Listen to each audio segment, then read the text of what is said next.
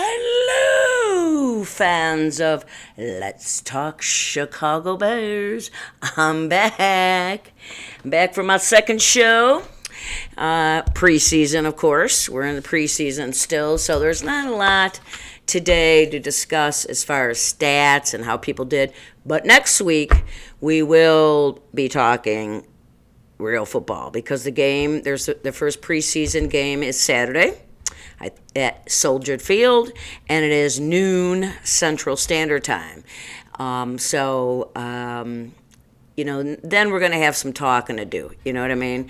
So, to talk about the Bears in preseason, before I get to the other stuff, I wanted to say, yes, I've been reading about some stuff, and first Nagy has said that he's going to play the starters 1 to 2 series, and then that's it, and then everybody else will come in. So, Dalton will start, Montgomery, running back, the receivers, Robinson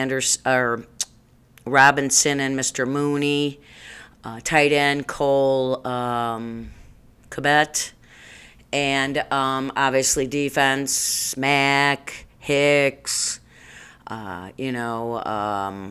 Danny Trevathan. I got to remember these guys' names again. It's been a little while. And, my brain is pickled. I'm 63, pickled, remember. After all the years of abuse, this is what happens. If you don't write it down, you don't remember. But we got, a lot of guys, Eddie Goldman. They're all going to play. Except for the one thing I'm a little concerned about is our second pick in the draft, Jenkins, who is an offensive lineman, and Pace went up to get him. And it cost us some money because he did go get him.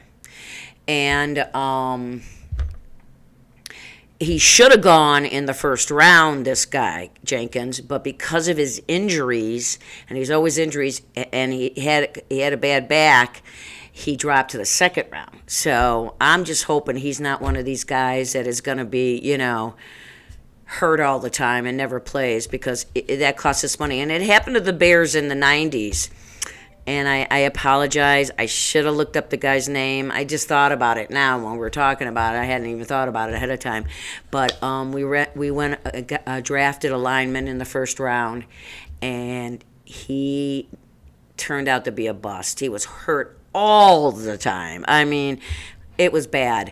But back then, they didn't spend as much and this and that, so probably didn't hurt the Bears as much as it hurts right now. So let's hope, because he hasn't taken a snap in practice yet. Nothing. And he's a rookie. So I don't care what the Bears are saying, he's hurt. Because if he's not taking a snap, hello. So that's a concern. But be fun to see our guys out in action, you know what? And I just want to remind you, it is preseason. Now, I do get a little upset sometimes during preseason, I won't lie. At them in the snap, but don't. Try not to, because there's the two big things about preseason is you got to evaluate your talent. You got to evaluate the guys you signed this year, the rookies that you drafted, and even the players returning, to making sure. So it's evaluations in real game situations. That's what these 3 preseason games will show us this year. Instead of 4, there's only 3. And then the other one is you want to get them, experience. You want these guys to get out there and get some playing time, and you want them to be, hitting each other, and you want to see how your team does without, getting anybody hurt. You got to see them in real game action. They do a lot of stuff in training camp, but it's not real game action like you see on Sundays. So this gives them an idea. And to combine that, I said 2, but it could be 3, I guess, is to try out plays, to see how they work, to see what best suits Andy and what best suits Justin's when they're in there. And remember about Justin Fields is he did not play under center at Ohio State. He was a what do you call him? I forget. Jesus. The guy that stands in the back. Oh, my God. I can't even remember. I'm a little rusty. You know what? This is only my second show. So everybody calm down. You know what I'm talking about, but he's not an under center quarterback, so he's got to get used to that. And so, that's what preseason for. But I have a feeling we're going to see a lot of Fields in this game. And we want to see what some of these guys we've signed on defense are looking like, too. But I hear that Ogletree, that was his name. We signed him 10 days ago. He's a linebacker. I hear, he's caught, 5 or 6 interceptions already in camp. Now, again, this is a real game, but still, he's reading the quarterback and he's getting them. So, depth is important because if you've got good backups, you can rotate them in so you can give your starters a rest on a couple plays, especially in the beginning of the season when they're still trying to get used to it, or when they haven't gotten their endurance up yet, or if they're traveling to a warm place, and they get tired. So let them play, and then, on second down, you throw in the other guy. So to have depth's important. So that's awesome. And so we'll see what happens on Saturday. So on next week, I'll take notes, some good notes, and we'll talk about the good and the bad and what happened. And that was the one thing Nagy did say this year. That was the other thing he learned from 2019. Obviously, we didn't have preseason last year. 2019, he didn't play any of his starters. And they came out flat as hell those first couple of games, if you remember. And it was terrible. And then I kept saying, I must have said it 100 times, and my son was probably like, all right, shut up, Mom. We heard you the first time. I said he should have played him in preseason. You gotta give him in there to get some hits and to get to the feel of the game. You can't sit him. I don't care who they are. A mistake, but he learned from it, and of course this is his last year of his contract, so he might do things a little bit differently this season. I'm just saying. Okay, so let's see what happens. Next week I'll be on Monday to talk about the show and to talk about the game. Lots of games on this week, and I'll be watching them all.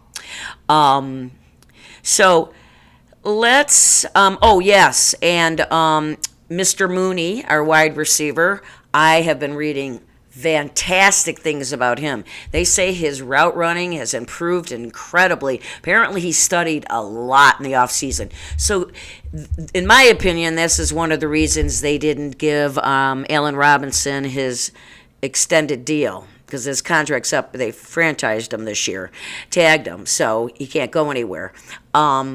So next year they're going to have to pay him or they're going to lose him. So I think that's why they wanted to wait 1 year to see what Mr. Mooney is. But the thing is, yeah, maybe Mr. Mooney could become the number 1 receiver, but you got to have a 1 and 2 that are just as good as each other, because only one. Well, hello, we've done that for the duration of being Bears fans. For what, the last 45 years, I've seen one good receiver. Well, there has been a couple times we've had 2, but not really good ones. Like some of the good teams, the Pittsburghs, the New Englands, the Tampa Bays. Those guys that always have. I put Tampa Bay in there this year because they're good. Before I wouldn't have done that, but you know what I mean. And so I still think we should keep Robinson and have them both, because just think of the options. You know how hard that is for defenses when you have really 2 fast, good route runners and catchers. Now let's just hope that they can do it. I know Mr. Mooney can. I just hope Robinson's still got it in him. So I was really happy to hear about that with Mr. Mooney. All right, so we're moving on to, because that's really there's not much to talk about. Oh, yes, one more thing I want to talk about, and then I'll do my story on what I did this summer. I was reading about, and I'm sure you all were too, about the Bears possibly moving to Arlington Heights within the next 10 years, building a stadium at the Arlington Park racetrack. They would tear down the racetrack, and they would move there. Now, I've kept now, if you're old like me, you remember about 30 years ago, this was a big conversation, 25 to 30 years ago. And what they were going to do was, before they had built all those homes over there was a lot of vacant land across the street from Arlington Park where they could have put a football stadium and parking. because there was a neighborhood there, but it was back a little farther. But since there's all homes, so that's not going to happen.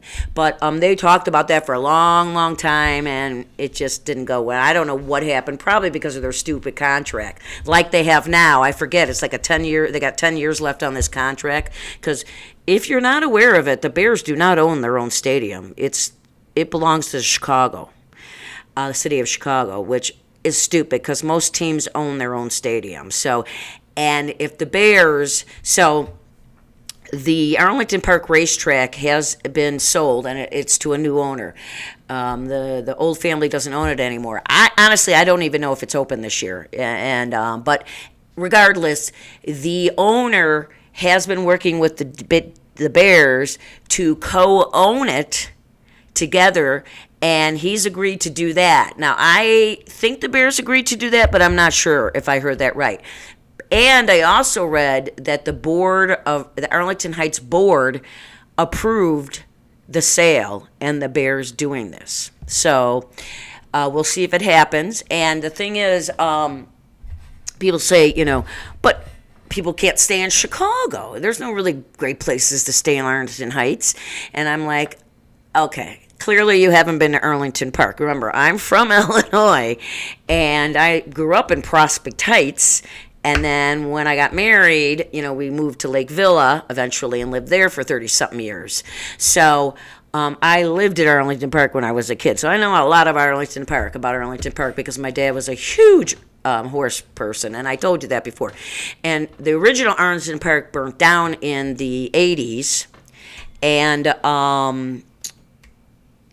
then they built the beautiful one it turned into, because it was beautiful. After that, they did a fabulous job, but the owner could never get the state to let him have slot machines and video machines, gambling in there, and he wanted it because he said, I'm not, because then he had to start competing with the boats. Remember when the boats started in the gambling, and he said he was losing business from it, but the state would never give it to him. So attendance each year started going down and down and down and down and down. So anyways,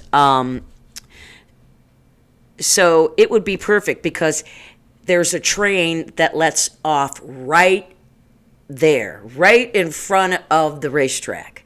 And it goes all the way into Chicago, and through the suburbs it comes back. So that would be perfect. You wouldn't have, but if they tore down Arlington Park, there's plenty for room for because you remember there's barns, and it's just not what you see the stadium. They owned a lot of land because there's barns behind there and stables and all kinds of stuff. So you'd have enough for parking and a stadium, and you have the train. So it's the beauty. People who still have season tickets, it's even better. You don't have to drive, and you can drink all you want. You just get on the train and go back, and you don't have to pay for parking. So just saying. And on top of that, the NFL has told the Chicago Bears they would love for them to leave Soldier Field because it's an old stadium. It doesn't hold that many people, because when they upgraded it, I don't know how many years ago, 15 years ago, they actually downsized the seats. So, and the NFL has told them, we want you to have a bigger stadium. Even with the Bears not being, in it all the time, they're still one of the most watched franchises in the NFL.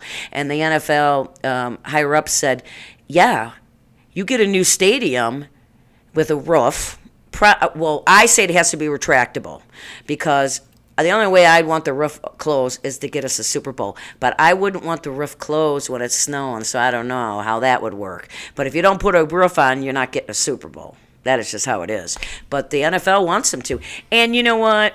Soldier Field, if you've been there, you wait forever to get, go to the bathroom, and they don't have enough TVs on the concourse. So I say move to Arlington Heights, and it would be great for Arlington Heights revenue.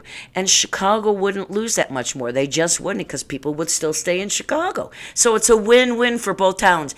And then I heard the mayor saying, oh, they have a 10-year contract with us, or 8 or 10 or what it is. Honey, contracts are broken all the time. It's just called money, okay? I'm an old pickled brain woman and know that, okay? Just saying. Okay, so we'll see what happens. You know what? It was talk a while ago, and we'll see. So, nothing really else to talk about the Bears. So let's talk about my segment that I'll be doing just during the preseason because, there's not a lot to talk about. What I did during my summer. Now, it's not officially summer, although it is in Vegas most of the time.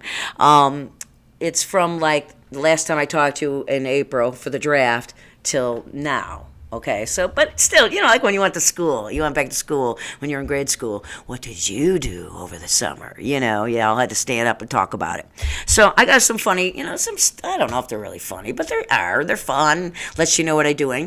First, my son did get married in April, but then I told you about that on the draft. The last show was about the draft, and I told you he got married in April, and it was just awesome. It was like a 3 to 4 day party. Seriously, because we had it in Vegas, and what was really nice about it, we had it up north, and it was beautiful hotel, beautiful venue, but it was still, capacity was only 50%, so the hotel we stayed at with all of our family and friends, there wasn't anybody there but us. It was awesome. We had the whole place to ourselves. And it's not a super big casino, but it's really a nice one, and a nice pool. And so we really enjoyed that. It was like, yeah. And we had, in our family alone, they had 115 people only because they could only have 115 people because of the 50% capacity. But in our family, we had 11 people, 11 states represented at that wedding. They came from 11 states, as far as from New York all the way to Alaska and Hawaii and in between. So it was pretty cool. So, all right, so I had a birthday in June, turned 63, and I'm still kicking, although the brain's a little pickled. But my son and daughter-in-law said to me, what do you want to do? And I said, oh, I totally know what I want to do. I said, I want to go down to Fremont Street, and I want to zip line. And they're like, all right. And if you haven't been to Vegas, Fremont Street is like old Vegas. And the locals hang out there. It's great people watching. They got great food, great places to eat. There's a couple casinos down there, and there's a new one I'm going to talk about in a minute that just opened. It's cheaper to drink, and you're going to have a better shot winning. You can win at the local casinos, Fremont Street, and I'd say you're not going to win a lot on the Strip unless you bet a lot. I'm just saying. So we did that, and there's a lot of live music there on the weekends. It's just very cool. So we went there, and what it does is you zip line from one end of Fremont to the other. So it was really cool. And you could either sit in a harness or you could go like straight out like you're Superman. Of course I did that. All three of us did it. And it was a blast. I mean, I was hooting and hollering up there, trying to get people's attentions below, but it didn't work. And then I was rocking and rolling.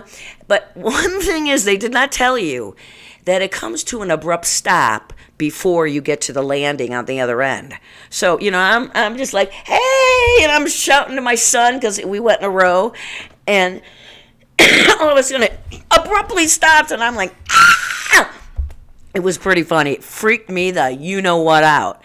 And then they slowly bring you into the platform. I'm like, you really should warn people about that abrupt stop. The one thing what was really funny, though, was we were soaking wet because we went in the evening about 5 o'clock, we had an early heat wave here, so it was probably about 99, 100 out, and so we were pretty wet, and then you got these big harnesses on, so we get them all off, and we were going to go to this new casino that just opened, and I would get them off, and I'm like, I am like soaking wet. But the beauty is, because it's so dry here, by the time we were at the zip line, and it wasn't that far of a walk, we walked over to the casino we were going to go into to eat dinner. We were dry. It's pretty funny here. I mean, you can wash gym shoes in a washer and put them outside. After a couple hours, they're dry. Now in Illinois, that would take days. And if you put them in the dryer, if you didn't put them in the dryer, it would take days to dry. You know that. So things dry here easy. It's a dry heat. Anyways, and then we went to the new casino that just opened during the pandemic. The guy's been building it for 5 years, and it is the first adult-only casino in Vegas. You have to be 21 or older to get in. It's a hotel and a casino. And it's also the largest sports book in the country. They have they have 3 levels, I believe. They have the most seats and the most TVs. It's incredible in there. I mean, incredible. We were like, oh my God. I was just like, holy crap. And if it wasn't so far from where I live, I mean, it's not terribly far, but I would go down there like maybe on a Saturday and watch the college, but probably not a good idea. But I haven't even gotten to the best part yet. Up on the roof, there are 6 full-size pools and a 140-foot TV, and this is all outside on the roof. There's music going, there's TVs going, there's 6 pools. They've got cabanas all the way around, and they range from like $100 to $1,000. Some have like showers in them, beds in them, so it's pretty cool. I have not personally been up there yet because I wanted the novelty of it to wear off. So I'm going to go next year, you know that, because I love me a pool. You bet. I got a pool story later, but for my next shows, I'll tell you about that. But yeah, very cool. So we had dinner there. It was really cool. Great birthday. So that is my one story. I mean, we've got 4 more weeks, right, before the real season starts. So I'll save the other stories on what I did this summer. Now, you can always write me in comments and tell me what you did. And do you want the Bears? Do you think the Bears should move to Arlington Heights? That's a real question. I want to see what people think. You don't have to worry about writing me what you did, but I'd like to see what you, my awesome subscribers, all 201 of you, I might add, I passed 200. That was my goal. I know it's 200, and people are like, God, you're sad. I am sad. But that's like 200,000 for me. It means people are listening to me. And that's all I care about, I mean, I love talking about the Bears. I love talking, so... And if at least some people are watching, it's worth it. And you guys have been really awesome. So I got to tell you, I thank you so much for... Even before I came back a couple weeks ago, I started getting comments on my page saying, when are you going to come? We miss you. That's pretty cool, So we don't have keyboard bullies on this show. I had one last year, and I kicked him off. I said, sorry, Charlie, get out of here. We don't do that crap on this show. Only I can be mean. But yes, so I just want to thank you all for returning. Spread the word. And by the way, if you don't live in Illinois, you can get the preseason game on the NFL channel. And remember, it starts at noon Central Standard Time, so depending on where you are, it's 10 a.m. here. So the NFL channel does have it. If you're in Illinois, it's on the local channel. So just an FYI. And, one other thing. Although it's going to start in like 2 hours, so if you don't watch this in time, you're not going to know it. But I'm going to say it anyways. The Chicago White Sox and the New York Yankees are playing in Iowa at the Field of Dreams field, the one from the movie. And this is the first time ever that a major league game has been played in Iowa. So kind of cool, huh? So I'm going to be checking that out. Plus, I'm a White Sox fan. Sorry, Cub fans, but I am, and we're in first place. Although we're hurting in some areas. We're not going to talk about that because that's not the show I'm doing. But go Sox. But yeah, check that out if you watched this game before. But it starts at 7 o'clock Eastern Standard Time. And that's it. I love you guys. And remember... Smile at somebody if you don't have to wear masks like we do again. We're back to masks all the time. So, but sometimes I can't help it and I pull it down and I smile anyways. That's not my smile. But smile at somebody. Help somebody out. If you see somebody in the store that needs trying to get something, help them. You know what kind of day they're having. And when you do smile at somebody or you talk to them, how you doing, you never know how much that could really lift them up. And I also wanted to say, do you like my new stage this season? It's a little bit different than last. Only really good memory. Young people will remember it wasn't quite all of this stuff. Of course, I have other beer stuff, but the stage is not that big. So, but yes, that's it. I will talk to you guys on Monday. Go Bears. And as always, keep on rocking and rolling from Vegas, baby. And I'll see you. But boy, I can't turn this thing off.